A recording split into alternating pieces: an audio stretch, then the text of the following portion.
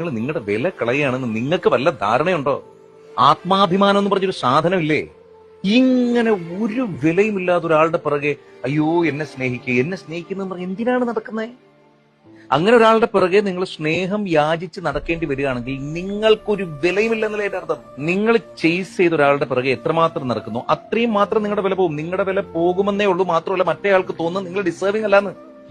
നിങ്ങൾ എന്താ ചെയ്തുകൊണ്ടിരിക്കുന്നത്? ഒരു വട്ടം വിളിക്കുന്നു, അപ്പൊ എടുക്കുന്നില്ല, പിന്നെയും വിളിക്കുന്നു. ഒരു മെസ്സേജ് ഇടുന്നു, അപ്പൊ അത് കാണുന്നില്ല, അല്ലെങ്കിൽ കണ്ടു റിപ്ലൈ ഇല്ല, അപ്പൊ നിങ്ങൾ ഡബിൾ മെസ്സേജ് ഇടുന്നു. അതിനുശേഷം പിന്നെ പറ മെസ്സേജ് ഇടുന്നു. അതിനുശേഷം വിളിച്ചു കഴിഞ്ഞിട്ട് റിപ്ലൈക്ക് വേണ്ടിയിട്ട് അങ്ങ് കിടന്ന് കരയാണ്. എന്താണിത്? അങ്ങനെ ചെയ്യരുത്. നിങ്ങളുടെ വിദ്യാഭ്യാസം, നിങ്ങളുടെ ജീവിത സാഹചര്യം, നിങ്ങളുടെ മാതാപിതാക്കൾ, നിങ്ങളെ ഇതുവരെ എത്തിച്ച സമൂഹം, നിങ്ങളുടെ സുഹൃത്തുക്കൾ, ഇവരൊക്കെ കൂടി നിങ്ങൾക്ക് തന്നൊരു സ്റ്റാൻഡേർഡ് ഓഫ് ലിവിംഗ് ഇല്ലേ? നിങ്ങളുടെ ഒരു ക്ലാസ് ഇല്ലേ? നിങ്ങളുടെ ഒരു ലെഗസി. അതിങ്ങനെ യാചിച്ച് കളയേണ്ടതാണോ? അല്ല.